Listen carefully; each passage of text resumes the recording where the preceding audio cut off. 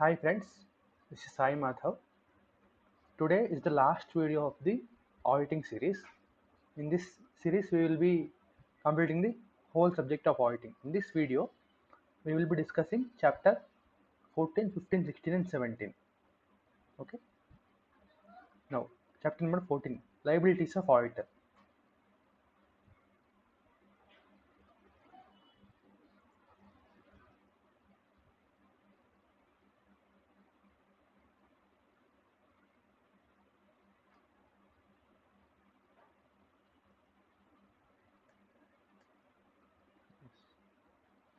The auditor is a very responsible person. He has to follow certain guidelines, certain standards, etc. When he is not following something, he will be liable. That is discussed in the chapter of liabilities of auditor. There are two types of liabilities: civil liability and criminal liability. Okay, we will see those. Indicate the precise nature of auditor's liability in the following situations and support your views. A misstatement has occurred in the prospectus issued by the company. Company has issued some prospectus and there is some misstatement. Now, what is the liability of auditor? Damages for negligence. Civil liability as per section 35. Where a person has subscribed for securities of a company. See, when you are issuing some prospectus, some persons will be subscribing to those securities or shares. Now, when there is some misstatement in prospectus and he has suffered some damages due to this misstatement, due to some omission or inclusion of some matter which is misleading, and he has sustained any loss or damage as a consequence thereof, the company and every person who is a director of the company has authorized himself to be named in the prospectus as a director, has authorized the issue of prospectus, and is an expert. Expert also includes chartered accountant. These persons shall be liable without prejudice to any punishment to which any person may be liable under section 36. Be liable to pay compensation to every person who has sustained such loss or damage. When some person has sustained some loss or damage, this will be liable to pay some compensation. This is regarding damages for negligence.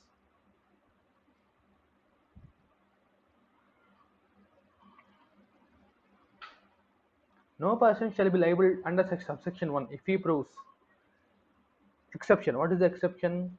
If he withdraw his consent before the issue of prospectus, or the prospectus has been issued without his knowledge, or every misleading statement to be made by an expert are contained in what purports to be a copy or a correct copy or report or evaluation, he has reasonable ground to believe and did up to the time of the issue of prospectus. Okay, when he has reasonable ground to believe it is true. These are the exceptions. In these cases, the auditor will not be liable. Notwithstanding anything, where it is proved that the prospectus has been issued with intent to defraud the applications. Notwithstanding anything, if the issue of prospectus is to defraud the applicants, then with intent to defraud the applicants of security or any other person or for any fraudulent purpose, every person referred in subsection 1 shall be personally responsible without any limitation of liability for all or any of the losses or damage that may have been occurred by any person who subscribed to the issues of the on the basis of such prospectus. Okay. Now, second one. Certain weakness in the internal control procedure in the payment of wages in a large construction company were noticed by the statutory auditor, who in turn brought the same to the knowledge of the MD of the company. There is some internal control weakness. If you remember, it is discussed in SA 265. He has brought to the knowledge of MD of the company. In the subsequent year, huge defalcation came to the notice of the management. The origin of the same was traced to earlier year. That means this year. The management wants to sue the auditor for negligence and also plans to file a complaint with the institute. See, as an auditor, what is your duty? Your duty is to give an opinion on the financial statements. However, when you come across some internal weakness, you will report to the management in TCWG as per SA 265. Communicating deficiency in internal control to TCWG. Now, the auditor has communicated to MD of the company. So he has done his duty. The auditor will not be liable because he has done the work. Third next question. Based upon the legal opinion of a leading advocate, X Limited made a provision of 3 crores towards income tax liability. The assessing authority has worked out the liability of 5 crores. That means there is a difference of 2 crores. It is observed that the opinion of the advocate was inconsistent with legal position with regard to certain revenue items. This is regarding using the work of an auditor's expert. Okay, he has done the work wrongly. He has undervalued the provision for 2 crores. We will see the answer how to write this for second and third points. See, in the given case, certain weakness in internal controls it is noticed. Okay, see SA 265 communicating deficiency internal control to TCWG. The auditor has communicated properly in writing.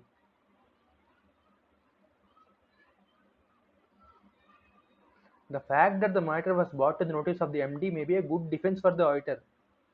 Okay, the auditor was acquitted of the charge. That means the auditor is not responsible and he is acquitted from the charge. That is the answer.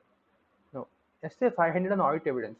The third one, using the work of an expert as audit evidence. Okay, see, expert may be of two types. One is management's expert, the other one is auditor's expert. Management's expert is audit evidence. It is covered in SA 500, right? In the case, expert's work does not support the related representation in the financial information. The inconsistency in legal opinions could have been detected by the auditor if he had gone through the same. That means he is negligent. If he valued the work of the expert properly, he could have gone through this, but he did not do this. So he is negligent. The auditor, under the circumstance, the auditor should have rejected the opinion and insisted upon making proper provision. The auditor should have rejected, but he did not do so. Therefore, he is liable because he is negligent. Write a short note on auditor's liability in case of unlawful acts or defaults by clients. Client has done some unlawful acts or defaults. Now, what is the auditor's liability? See, you are an auditor here. When you are an advocate or you are a lawyer representing your company, your client, then you need not disclose anything to the court or any government authority because you are acting in the position of a lawyer or an advocate. There the confidentiality is different, but here you are an auditor of the company, auditor of a client. Now, if he has done some defaults or wrongful acts, what is your liability? First, you should advise the client, okay, to disclose properly. If not disclosed and if you are caught, what is the consequence? You should disclose them properly, and you should also include everything in your auditor's report because that is the reason you are auditing, to give an auditor's report, to give an opinion on the finance statements. So you should disclose it properly and you should advise the client to disclose properly in the financial statements. That is your overall responsibility. That is the answer here. Okay,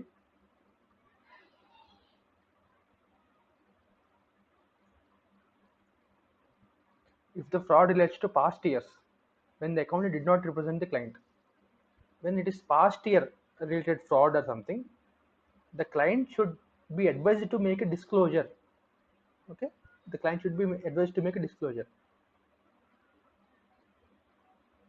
If it is audited by yourself, then complete disclosure is required. If not done so, you should include them in your report. Okay, or you should come out of the audit, whatever the case may be. In case of suppression in current accounts, if it is not disclosed, the client should be asked to make a full disclosure. If he refuses to do so, the accountant should make a complete reservation in his report and should not associate himself with the return. This is the answer.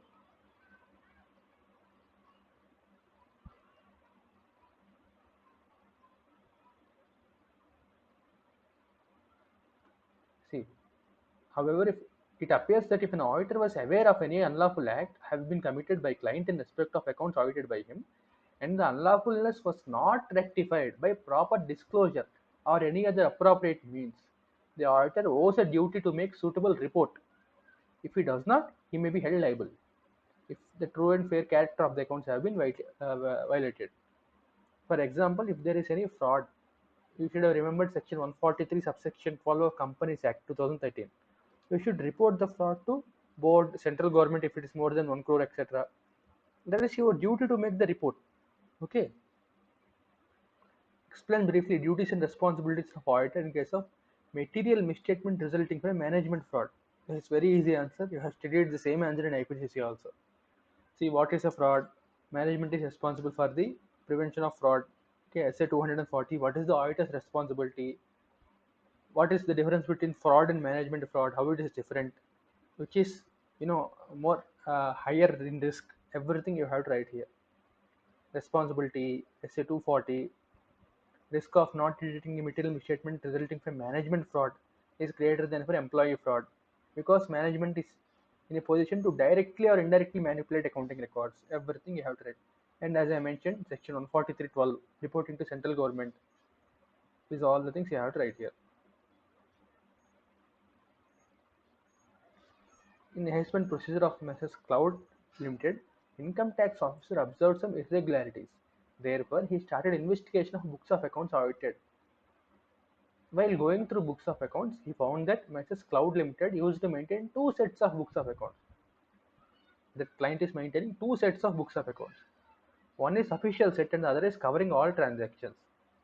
Income Tax Department filed a complaint with the ICAI saying Mr. Old, who is the chartered accountant, had negligently performed his duties. Comment. See here the client is maintaining two sets of accounts.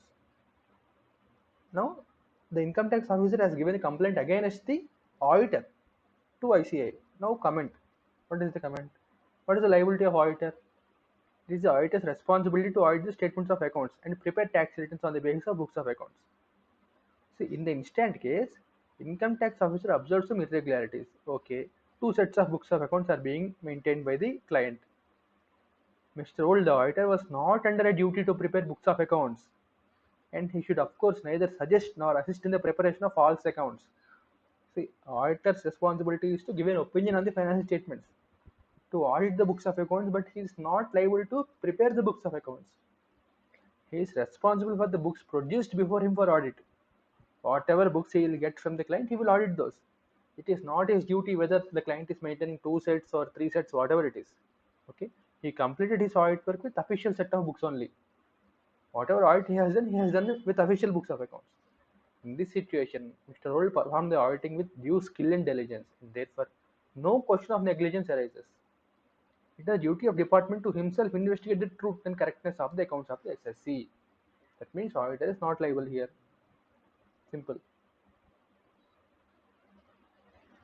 Mr. Fresh, a newly qualified CA, wants to start practice and he requires your advice on criminal liabilities of an auditor under the Companies Act. What are the criminal liabilities? If you remember section 35 we have discussed, that is the civil liability regarding prospectus in the first question. Criminal liability as per section 34, he will be liable under section 447. Okay. Where a prospectus issued, circulated, distributed include any statement which is untrue or misleading, or context in which it is included, where any conclusion or omission of matter is likely to mislead, every person who authorizes the issue of prospectus shall be liable under section 447. Punishment for false statement. According to 448 of Companies Act, if any written report, certificate, financial statement, prospectus statement, everything, or the rules, any person makes a statement which is false in material particulars, knowing it to be false, or which omits any material fact, knowing it to be material, shall be liable under section 447. 447 is the punishment section. Now, what is 447? Punishment for fraud. As per section 447, without prejudice to any liability, including repayment of any debt under this act or any other law for the time being, any person who is found to be guilty of fraud involving an amount of at least 10 lakh rupees or 1% of the turnover of the company, whichever is lower.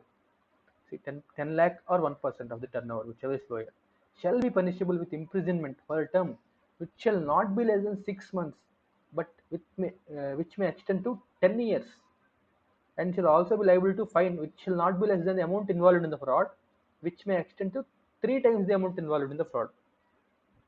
Understood? Imprisonment from 6 months to 10 years. Fine from amount of fraud which will not be less than the amount involved in the fraud, amount to 3 times the amount. It may be noted that where the fraud in questions involve public interest, the term of imprisonment shall not be less than 3 years. See, normally it is 6 months to 3 years. 6 months to 10 years, right? Normally, if it involves public interest, the minimum will be 3 years instead of 6 months. It may also be noted that where the fraud involves an amount less than 10 lakh rupees or 1% of the turnover, whichever is lower, and does not involve public interest, any person guilty of such fraud shall be punishable with imprisonment for a term which extends to 5 years or with fine which may extend to 50 lakh rupees or both. Understood? Here the limits will be amount of 10 lakh rupees or 1% of the turnover of the company, whichever is lower. If it is higher or lower, these are the different punishments for the auditor as per section 447, which is very important. Now next chapter.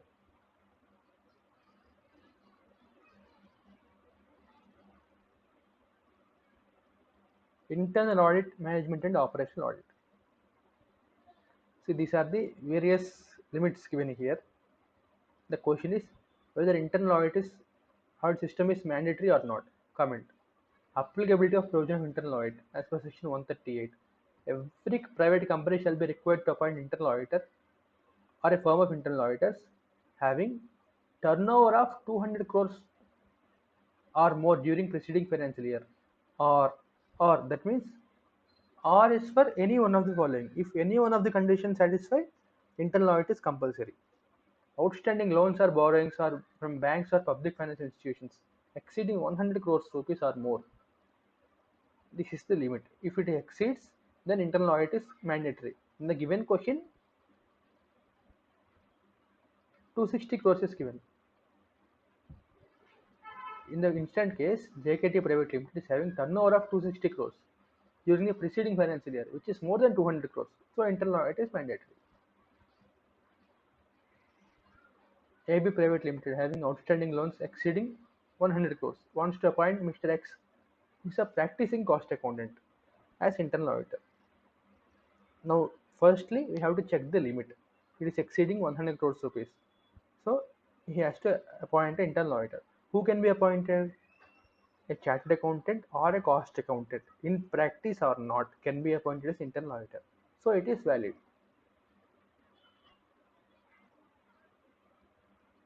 MD of a company is concerned about high employee attrition rate in the company. Employee attrition rate means employees are leaving the organization more frequently in large numbers. Turnover. It is very high employee attrition rate. As the internal auditor of the company, he requests you to analyze the causes for the same. You are required to analyze the causes. What factors would you consider in such analysis? So this is simple common sense, okay? What are the factors? Why employees will leave the organization generally? Job stress, work-life imbalance, wrong policies by the management, unbearable behavior of senior staff, safety factors, limited opportunities for promotion, low monetary benefits, lack of labor welfare schemes, whether the organization has properly qualified and experienced personnel for the various levels of work, is the number of people employed at various work centers excess or inadequate, does the organization provide facilities for staff training so that employees and workers keep themselves abreast of current techniques and practices? This is all common points, okay? You can write this. XYZ, a manufacturing unit, does not accept the recommendation for improvements made by operational auditor. Suggest an alternative way to tackle the hostel management. See, operational auditor will give some advices to the management regarding the operations, how the company can perform more effectively. But here, the company is not accepting the recommendations or improvements made by the auditor. Now, what is the alternate way? How to convince the management? There is an approach called participative approach. What is the approach? In this approach, the auditor discusses the ideas for improvements with these managers that have to implement them and make them feel they are participated in the recommendations made for improvements. See, when he is performing his duties, he will include the managers who are responsible for changing those. He will take the inputs from them whenever he is doing some approaches. So the managers feels that they are included in the process. Okay, then it will become easier for the operational auditor to bring the change, to convince them to change. So he do not need to force any change on the company or the management. This is the answer. The answer lies in participative approach. The participative approach encourages the auditee to develop a friendly attitude towards the auditors and look forward to their guidance in a more receptive fashion. Receptive means able to take it, able to hear. That is the answer.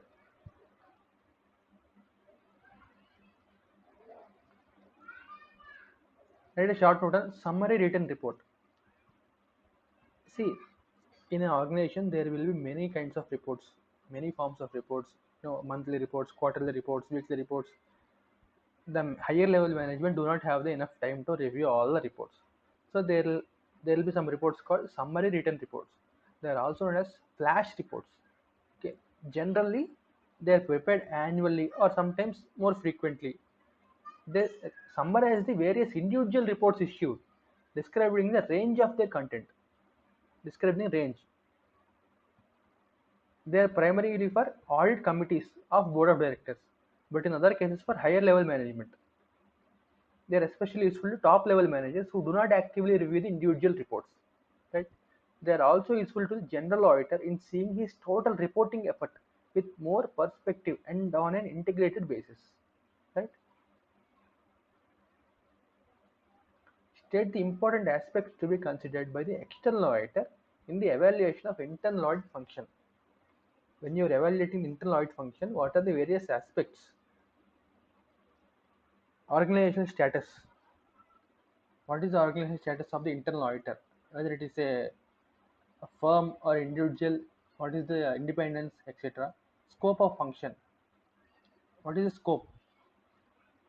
Nature and depth of coverage of assignment. What is the assignment? Okay. Technical competence, whether he is qualified or not, what is his qualification, what is his previous experience, etc. He should check. Due professional care, whether the internal audit function has been properly planned, supervised, reviewed, documented, how the work is going on, audit programs, working papers, everything he can check. AB Private Limited having outstanding loans and borrowings from banks exceeding 100 crores. Wants to appoint internal auditor. Please guide him the applicability and who can appoint it. Same thing. Applicability 200, and who can be appointed? Chartered accountant or a cost accountant, whether in practice or not. Internal auditor may or may not be the employee of the company. He can be employee or he can be outsider also. What is the work to be done by internal auditor? Review of internal control system and procedures. Review of custodian and safeguarding of assets. Custodian means who is the in charge of the asset and how they are being safeguarded. Review of compliance with policies, plans, procedures, and regulations. Review of relevance and reliability of information. How relevant and reliable the information is being provided. Review of the organization structure. All these things should be done by the internal auditor. Review of utilization of resources. How the resources are being utilized. Review of accomplishment of goals and objectives. Every organization has some goals and objectives. How they are being accomplished should be checked by the internal audit function.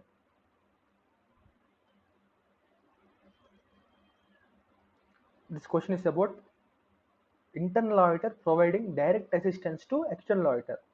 First thing, whether he can provide or not. Next, what are the areas in which uh, he is not what we say he should not provide. What are the areas he should not provide? Discuss whether Mr. Anand, statutory auditor, can ask direct assistance from Mr. Bhola. Will your answer be different if Mr. Anand asks direct assistance from Mr. Bhola, internal auditor, with respect to external confirmation requests and evaluation of the results of external confirmation procedure? Direct assistance. If you remember, we have discussed SS 610 using the work of internal auditor. The external auditor shall not use internal auditors to provide direct assistance to perform procedures that involve making significant judgments in the audit.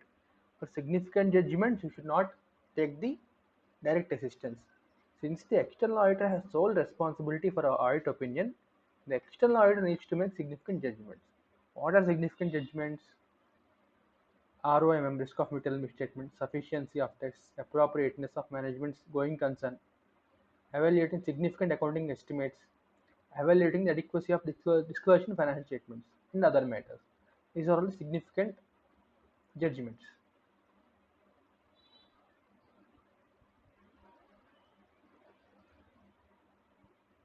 In view of the above, Mr. Anand cannot ask direct assistance from internal auditors regarding evaluating significant accounting estimates and assessing risk of material misstatements.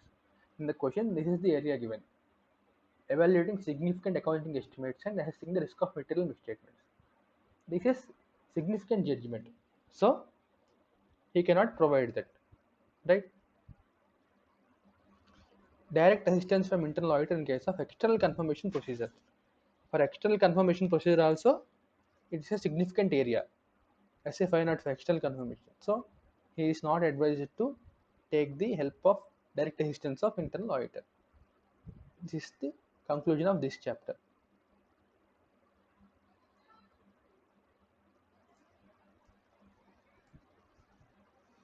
Next one is due diligence investigation and forensic audit. What is due diligence investigation and forensic audit? See, when a company wants to take over or wants to buy some business or another company, they'll conduct some kind of investigation. They will assess the worth of the company. They will assess the all the financial data of the company. They will investigate. That is known as due diligence. It is conducted to know whether they can proceed to buy the company or not. Sri Rajan is above 80 years old and wishes to sell his proprietary business of manufacture of specialty chemicals. Seta Limited wants to buy the business and appoints you to carry out due diligence to decide whether it would be worthwhile to acquire the business. You are being appointed to check if you can buy the business or not. What procedures you would adopt before you could render any advice to Seta Limited? Before giving any advice, what is the procedure you would adopt? Brief history of the target and background of its promoter. First, you will check these individual areas. Brief history of target. What is the history? What is life cycle? What is the who is the promoter of the company when it is established? Okay. What is the business? What is the impact on the environment? Everything you will check.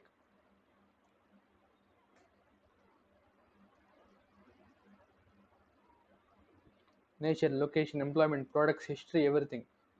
Information systems, research and development, expense categories, legislation, everything you'll check. Next one is accounting policies. What are the accounting policies of the company? Whether they are matching with your accounting policies, whether they are changing, if there is any change, whether it is being properly followed or not, everything you'll check. You will write a summary of the accounting policies. Review of financial statements. All the financial statements you will review once. Okay. If there is any extraordinary item, extraordinary expense or incomes. Okay. Next, what is the framework for presentation? Which is the framework being followed, whether it is properly presented or not?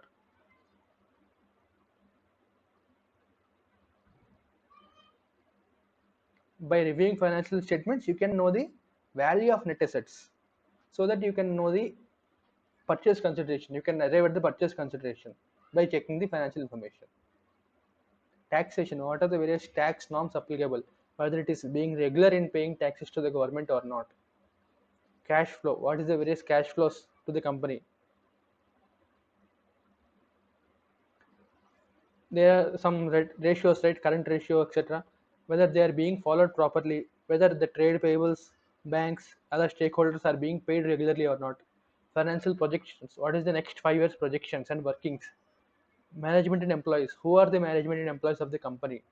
What is their salaries? What is the interest rate given to them? When is the retirement? Okay. Now all the gratuity, PF, ESA, whether they are being properly deposited with the government or not. ESOPs, compensation plans, everything you should check. Statutory compliances.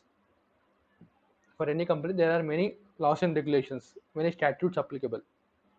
You should make a list of all those and you should check whether they are being followed or not. This is the whole answer. This question is about contents of due diligence review report that you will submit to USA based client. USA based client means he is a foreigner. What is the content of due diligence report? This is the content. Executive summary, introduction, background, due diligence, objective, observation, assessments, everything. This is common points you can study and write.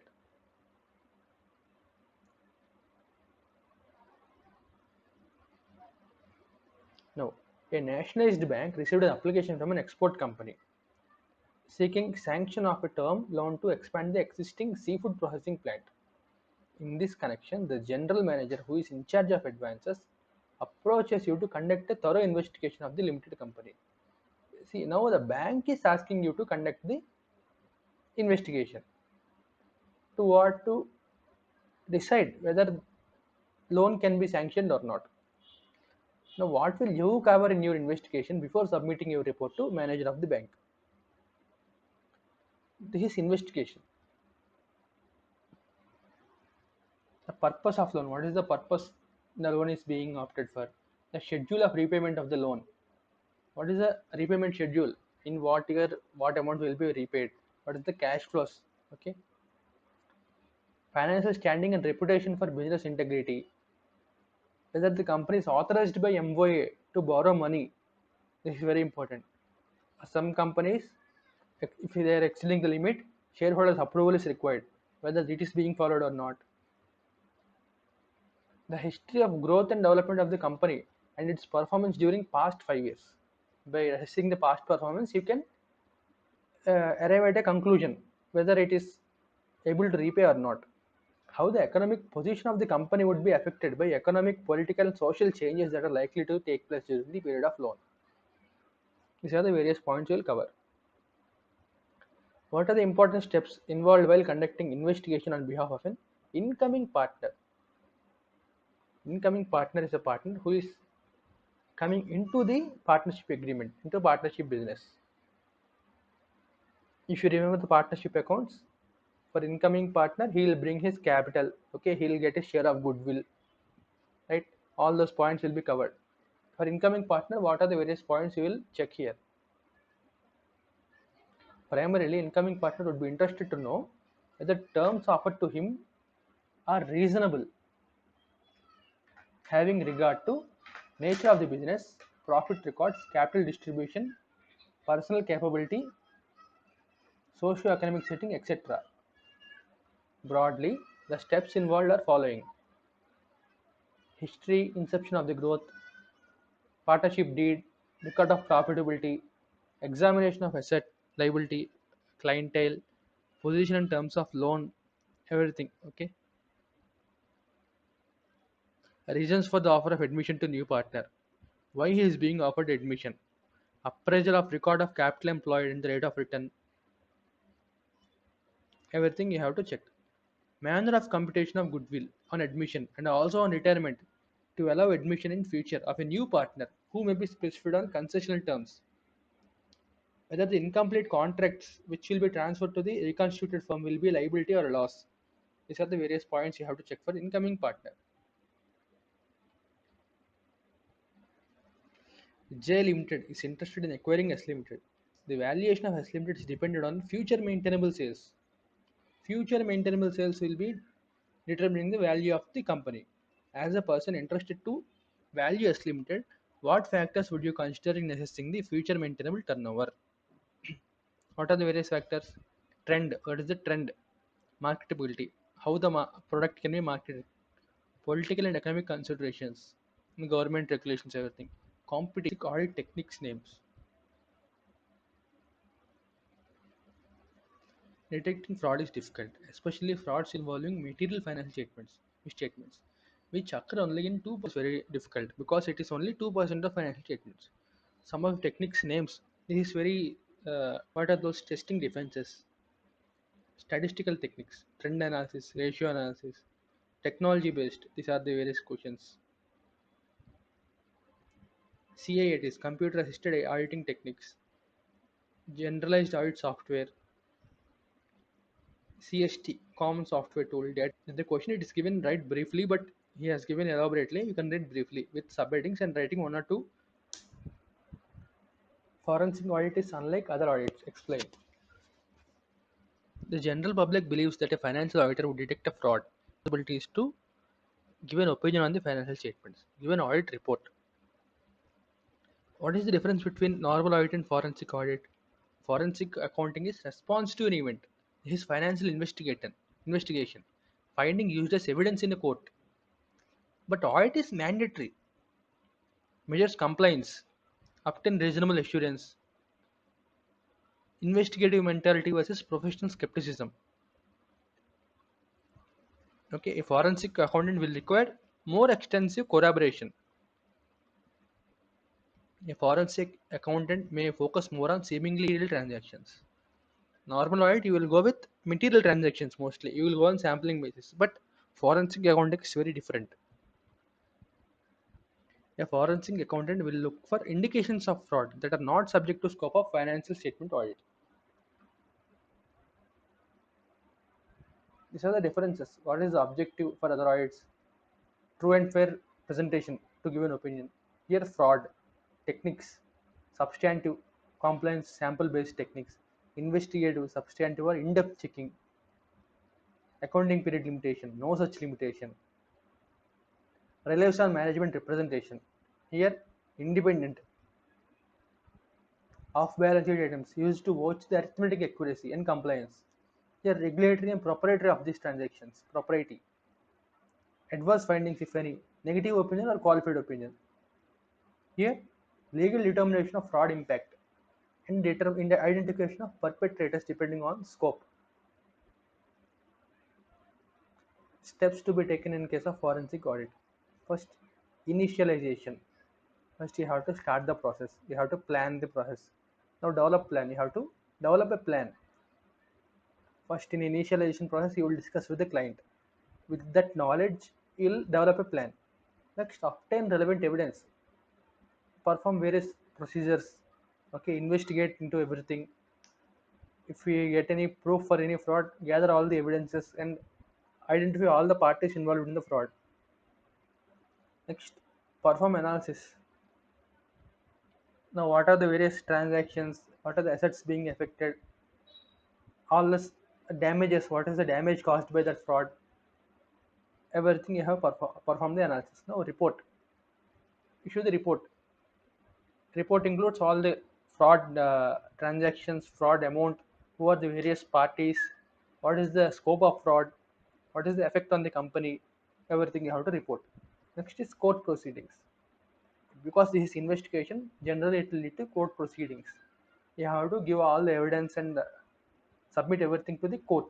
The court will gather the evidence and you have to explain them how the suspect was identified.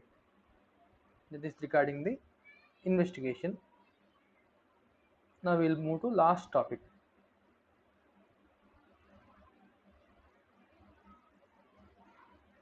peer review and quality review. Normally, who is a peer? A person of same standing. A chartered accountant firm will be conducting many functions. Chartered accountant means he has a high value in the society, in the public. He has to maintain such standards. So there is a process called peer review. Some chartered accountant firms or chartered accountants will be reviewing other firms who are doing auditing functions.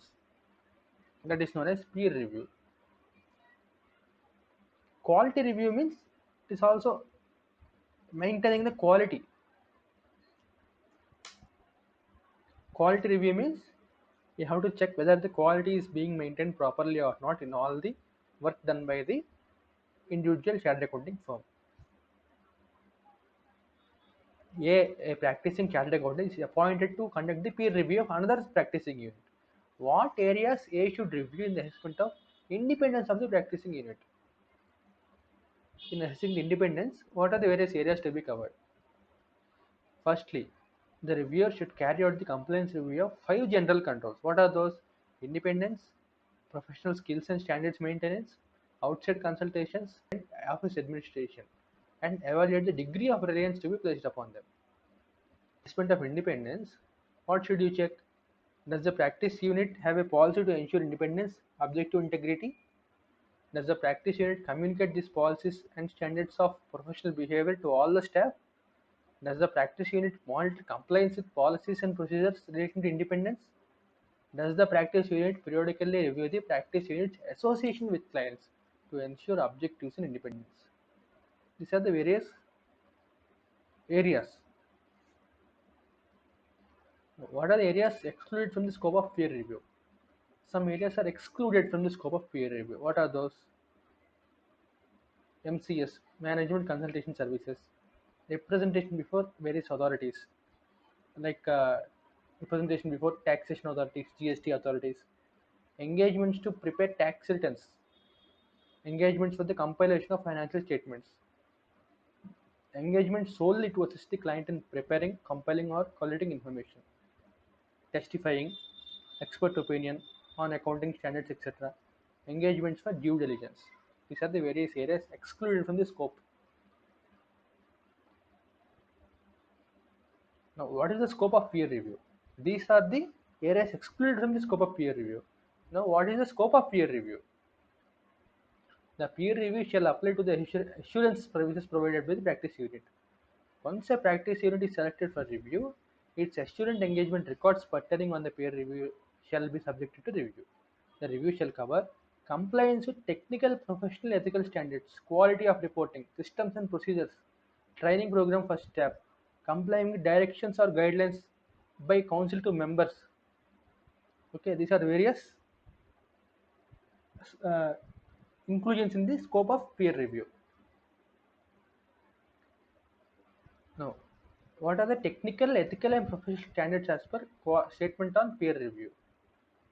As per statement, technical and professional ethical standards means accounting standards issued by ICAI or central government, various standards issued by ICAI including engagement standards, statements, guidance notes, internal audit standards, statements on quality control, notifications, directions, announcements, everything, pronouncements, framework for presentation, preparation of financial statements, provision of various relevant statutes, regulations, all these things will be covered in the statement technical, professional, ethical standards.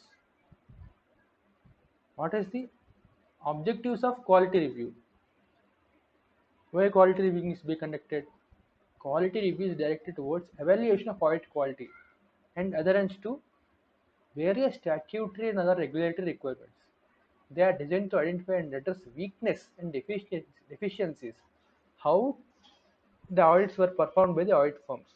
To achieve that goal, quality reviews include reviews of certain aspects of select statutory audits. See, quality means doing the right thing even when no one is seeing you. The quality is to be maintained properly. In the quality review, all these things will be checked. It is not the purpose of a review, however, to review all the firms of audits or to identify every aspect in which a reviewed audit is deficient. So you cannot review every work. Right? Accordingly, a reviewer should not be understood to provide any assurance that the firm's audits or its clients' financial statements or reporting thereon are free from any deficiencies. Even if you have done the quality review, it does not mean that the firm has done everything properly as per quality. Okay, here also you'll go for on sampling basis only. You cannot guarantee that the firm is doing everything as per quality standards. What are the reporting responsibilities of the technical reviewer while carrying out a quality review assignment? Reporting responsibilities. The technical reviewer's review would not necessarily disclose all weakness in the quality of attestation. You are not expected to disclose everything, as there are inherent limitations in the effectiveness of any system. Okay, give examples of areas of the on which the reviewer may qualify the report. Where can you qualify the report? When can you qualify? Non-compliance with technical standards, relevant laws, quality control policies, non-existence of adequate training programs, quality control system deficiency. These areas you can qualify the report. Last question. What are the consequences if the quality review board notices major non-compliances with the requirement of the standards of quality control or standards? If the quality review board has identified some non-compliances, what are the actions that can be taken?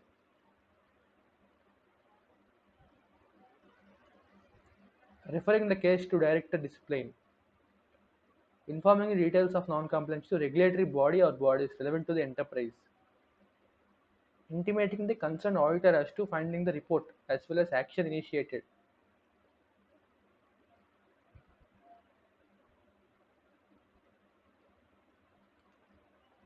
consider the matter complete and inform the audit firm or auditor accordingly. These are the various actions that can be taken by the QRB, Quality Review Board, right? By this we have completed the chapter of peer review and quality review. So we have completed all the chapters in auditing subject. Prepare well guys, all the best for your exams. This is the last video. You can contact me with my mail ID. The mail ID is saimadhav00@gmail.com. If you have any doubts, you can contact me on my mail ID. Right? Thank you so much, guys. All the best for your exams. Thanks for joining.